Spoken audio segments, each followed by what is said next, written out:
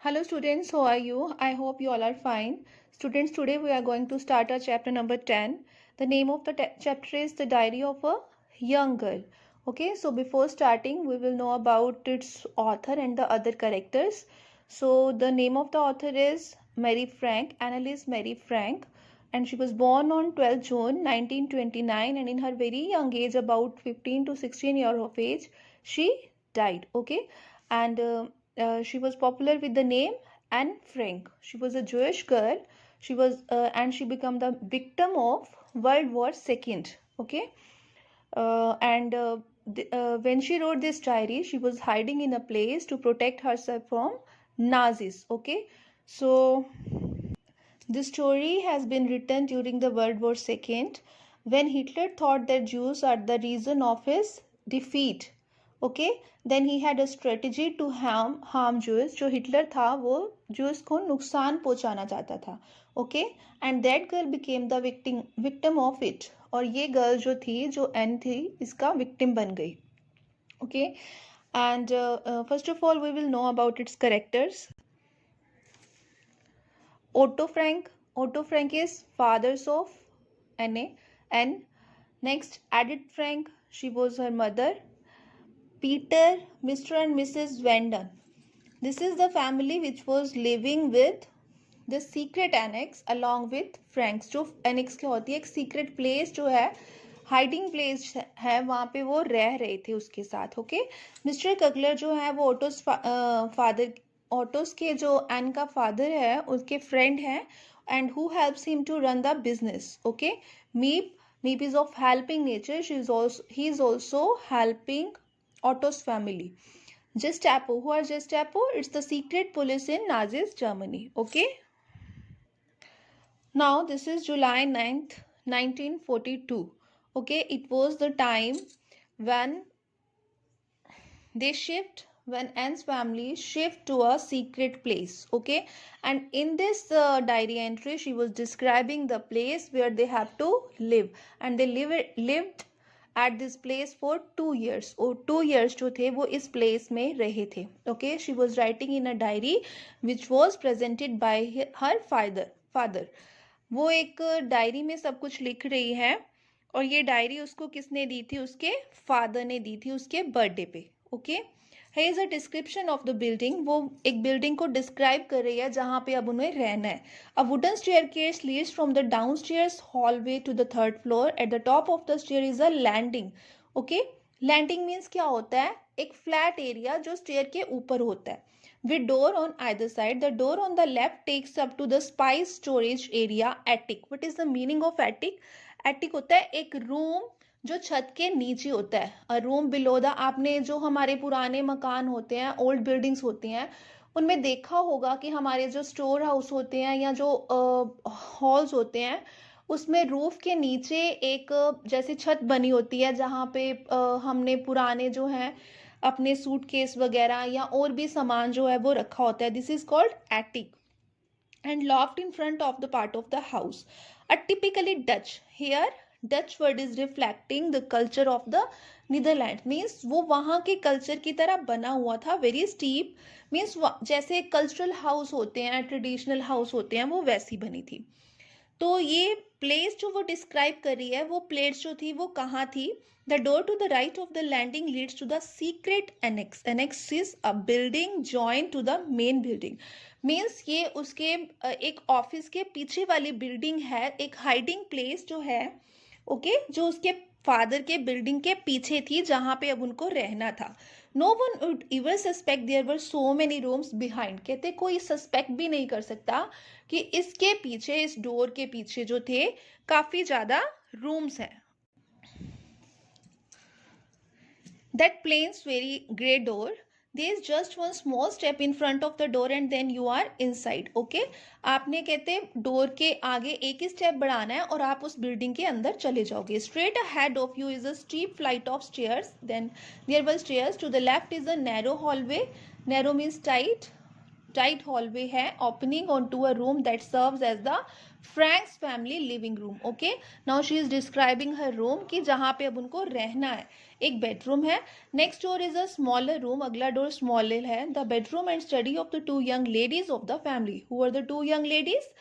One is Anne's and one is her sister Margaret.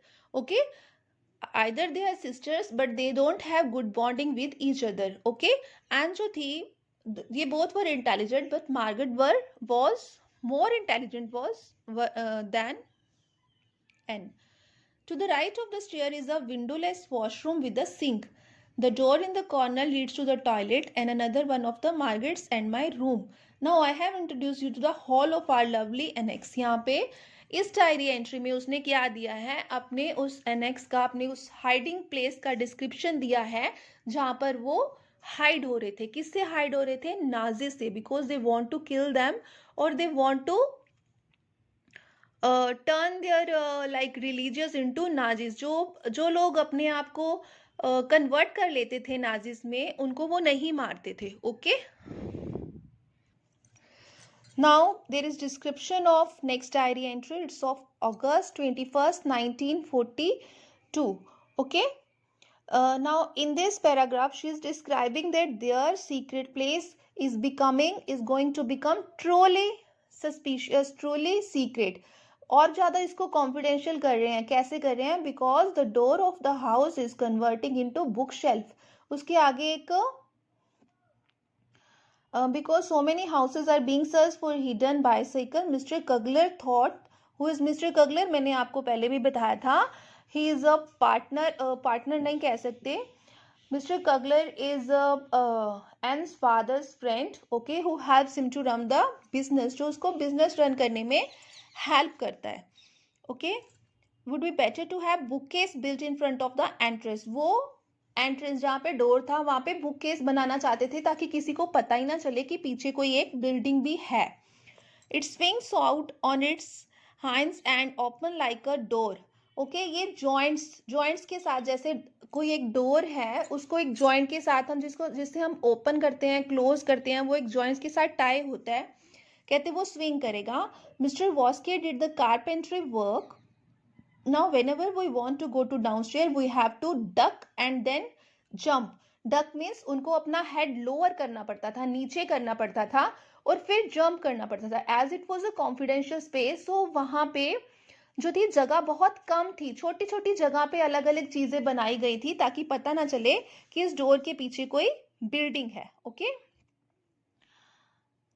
After the first 3 days, we all are walking around with bumps on our foreheads from banging our heads. अब starting में उनको habit नहीं थी ऐसे चलने की, सो उनको चोट लग के उनके हेड पे बम्प्स भी हो गए थे. Then Peter cushioned it by nailing a towel. फिर उसने वहां पे एक टॉवल लगा दिया, okay, with wood shavings to the door frame. Let's see if it helps अपने आप को प्रोटेक्ट करने के लिए. Who was Peter? मैंने आपको बताया था पीटर और उसके मम्मा पापा जो थे, that was a family that was living with Anne's family in that hidden place. Okay, in the next diary entry, it was of October 9th 1942. Okay, in this entry she has written a sad news. कुछ sad news लिखी है कि काफी जो Jews हैं वो पकड़े गए हैं. ओके, और उनको खाने के लिए कुछ नहीं मिल रहा. Who has given him the news? Meep. Who is Meep? Meep is a helper जो उनको बाहर से न्यूज देता था. ओके, वो उनकी हेल्प कर रहा था. Okay, and the second is radio. Some news they have got from radio. The Gestapo is treating them very roughly and transporting them in cattle cars to Vostok, the big camp in the Drenthe, to which they are sending all the Jews. उन्होंने कहा कि वो बहुत mercilessly लोगों को capture कर रहे हैं और एक कैंप में लेके जा रहे हैं जहाँ पर सारे ज्यूज को रखा गया है. वहां पे अब देखो कि which type of treatment they are doing with the people. The people get at most nothing to eat. कुछ खाने को नहीं मिलता. Much less to drink, as water is available only 1 hour a day. Okay, Jews को पानी जो है सिर्फ 1 घंटे के लिए ही मिलता है. And there is only one toilet and sink for several thousand people. वहाँ पे जो कैंप है बहुत हजारों लोग, हजारों ज्यूस उन्होंने इकट्ठे किए हैं और वहां उनको सिर्फ एक ही टॉयलेट दिया गया है. Okay, men and women sleep in the same room and women and children often have their heads shaved. अब उनको अपने हेड जो है वो शेव कराने पड़ रहे हैं. एस्केप इज ऑलमोस्ट इम्पॉसिबल, वहां से बच के निकलना मुश्किल है. many people look Jewish and they are branded by their shorn heads. अब जो इसकी पहचान क्या है कि जिसके हेड पे बाल नहीं है, जो बाल्ड हैं और शॉन मीन्स बेयर हेड्स हैं, वही लोग जो ज्यूज हैं. Okay, if that's bad in Holland, what makes you like those far away and uncivilized places where the Germans are sending them? वो कहते हैं अगर हॉलैंड में ये हाल है, वो सोच के डर जाते हैं, इनकी फैमिली सोच के डर जाती है, या जो फैमिलीज वहाँ पे रह रही हैं वो डर जाती हैं कि अगर यहाँ पे ये हाल है तो जिन प्लेसेस पे उनको भेजा जा रहा है वहाँ क्या हाल होगा. We assume that most of them are being murdered. काफी लोगों को मार दिया जाएगा. The English radio says they are being gassed. Gas means exposure to gas means जो हार्मफुल गैसेस होती हैं उसको एक्सपोजर से लोगों को मार दिया जाता है. Perhaps that's the quickest way to die. I feel terrible. Meep's account of these horrors are so heartening. Fine specimens of humanity. Those Germans, कुछ जर्मन ऐसे भी थे जो लोगों की हेल्प कर रहे थे. ओके, बिकॉज ये जो लड़ाई थी वो एक्चुअल में हिटलर की ही थी. हिटलर ने लोगों के मन में जो था वो एक दूसरे के लिए जो कह लो कि डिस्क्रिमिनेशन भर दिया था या एक दूसरे के लिए हेट्रेड भर दी थी. अदरवाइज एक आम जनता को कोई भी वर्ल्ड वॉर ले लो, कोई भी ले लो, आम जनता को कोई फर्क नहीं पड़ता कि कोई एक कम्युनिटी दूसरी कम्युनिटी के साथ क्या क्या करना है, because all are busy in their living.